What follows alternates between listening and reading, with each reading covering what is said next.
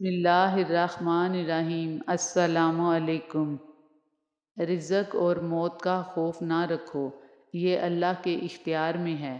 نہ کوئی تمہارا رزق چھین سکتا ہے، نہ کوئی موت دے سکتا ہے سوائے اللہ پاک کے۔ بے شک روٹی کا نوالا آپ پیسے سے نہیں کھاتے بلکہ قسمت سے کھاتے ہیں، اور اگر اللہ جل شانہ کی مرضی نہ ہو تو وہی نوالا آپ کی جان لے سکتا ہے۔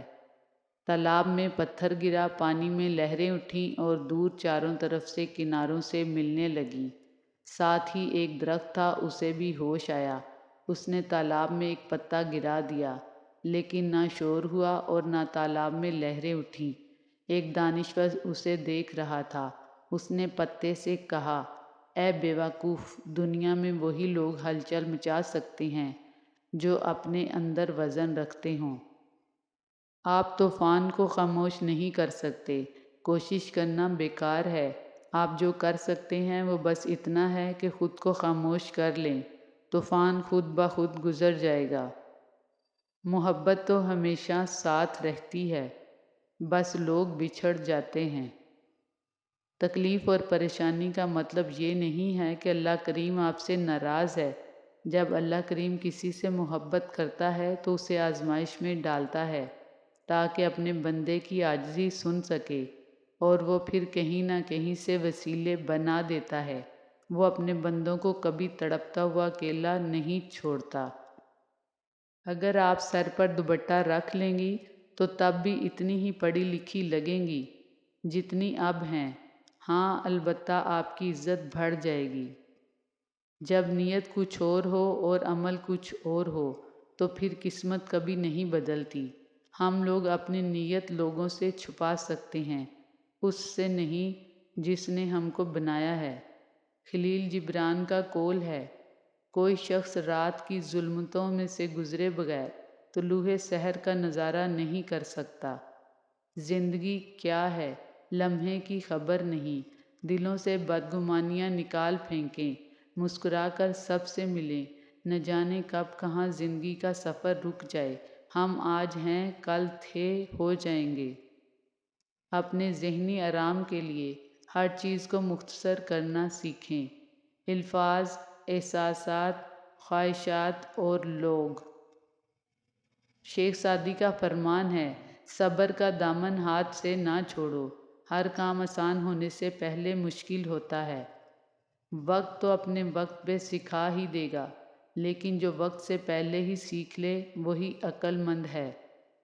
جس کی نماز اچھی اس کی زندگی اچھی، جس کی زندگی اچھی اس کی موت اچھی، جس کی موت اچھی اس کی قبر اچھی، جس کی قبر اچھی اس کی آخرت اچھی، جس کی آخرت اچھی اس کی جنت پکی۔ اس لیے معزز قائرین، نماز کبھی مت چھوڑنا۔ لمبی امیدوں سے دور رہا کرو، کیونکہ وہ تمہارے پاس موجود نعمتوں کو حقیر بنا دیتی ہیں۔ اگر اللہ چاہے تو تمہیں تمہارے حال پہ بھی چھوڑ سکتا ہے، مگر وہ ایسا نہیں کرتا، وہ ہمیشہ تمہاری حفاظت کرتا ہے۔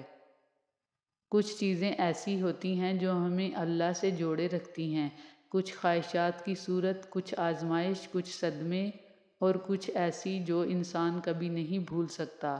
جتنا زیادہ دکھ ہوتا ہے اتنی شدت سے ہم اللہ کے آگے جھکتے ہیں۔ بہت ڈر لگتا ہے مجھے ان لوگوں سے جو باتوں میں مٹھاس اور دل میں زہر رکھتے ہیں۔ یاد رکھیں، اس سے فرق نہیں پڑتا کہ آپ خود کو کتنا تعلیم یافتہ، ذہین اور امیر سمجھتے ہیں۔ آپ کا رویہ اور دوسروں سے برتاؤ آپ کی اصل حقیقت اور حیثیت کا تعین کرتا ہے۔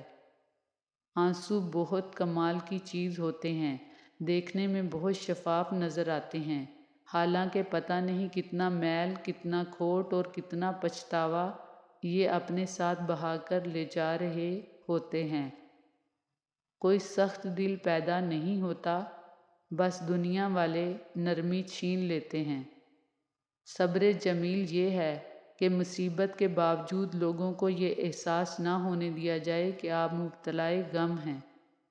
پیسوں سے خوشیاں نہیں خریدی جا سکتی، یہ جملہ صرف غریبوں کو پرسکون رکھنے کے لیے ایجاد کیا گیا۔ سانپ سے نہ ڈرو کیونکہ سانپ سرے عام ڈستا ہے، ان کم ظرفوں اور منافقوں سے ڈرو جو اپنا بن کر ڈستے ہیں۔ جب رسی سخت ہو جائے تو سمجھ جائیں کہ رسی ٹوٹنے والی ہے، اسی طرح جب حالات سخت ہو جائیں تو جان لیجئے کہ آسانی آنے والی ہے۔ ہمارے رب کا فرمان ہے کہ ہر مشکل کے ساتھ آسانی ہے۔ ضروری تو نہیں روشنیاں صرف چراغوں سے ہی ہوں، گھروں میں بیٹیوں سے بھی اجالے ہوتے ہیں۔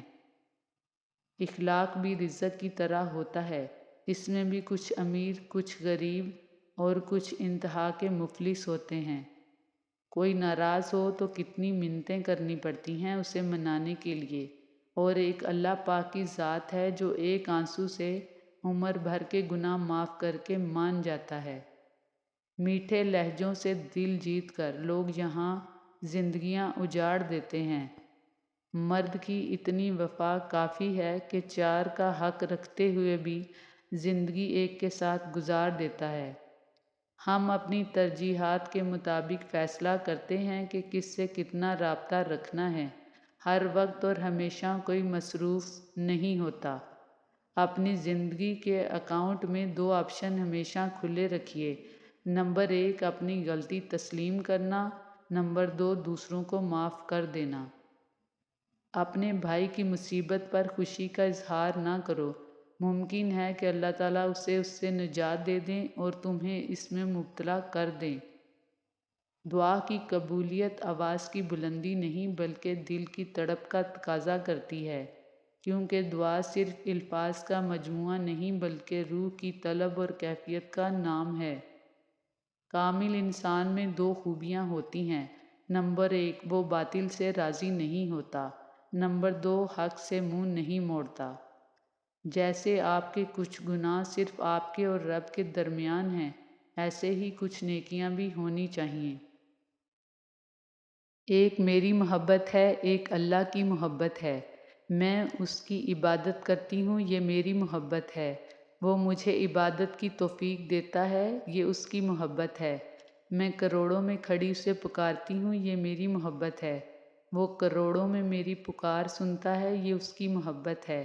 بے شک اس کی محبت ہر شے پہ بھاری ہے۔ خود کو سب سے بہتر سمجھ لینا یہ ایک ایسی بیماری ہے جو انسان کو کسی قابل نہیں چھوڑتی۔ کسی کی زندگی میں وہ غلطی بن کر کبھی بھی شامل نہ ہو جس کے بعد آپ تاعمر خاموش بددعاؤں کے حصار میں آ جائیں۔ یہ خاموش بددعائیں بہت اوپر تک جاتی ہیں، وہاں آپ کی چالاکیاں اور پھرتیاں کام نہیں آئیں گی، اور اللہ پاک کے فیصلے عدل پہ ہوتے ہیں۔ چڑیوں کی طرح ہم بھی شجر چھوڑ جائیں گے، ترسیں گے لوگ پھر کبھی ہمارے شور کو۔ لوگ کانٹوں سے بچ کے چلتے ہیں، ہم نے پھولوں سے زخم کھائے ہیں۔ تم غیروں کی بات کرتے ہو، ہم نے اپنے بھی آزمائے ہیں۔ دل کی ٹھنڈک اور آنکھوں کی ضیاء ہیں بیٹیاں، جل کے خود جو روشنی دے وہ دیا ہیں بیٹیاں۔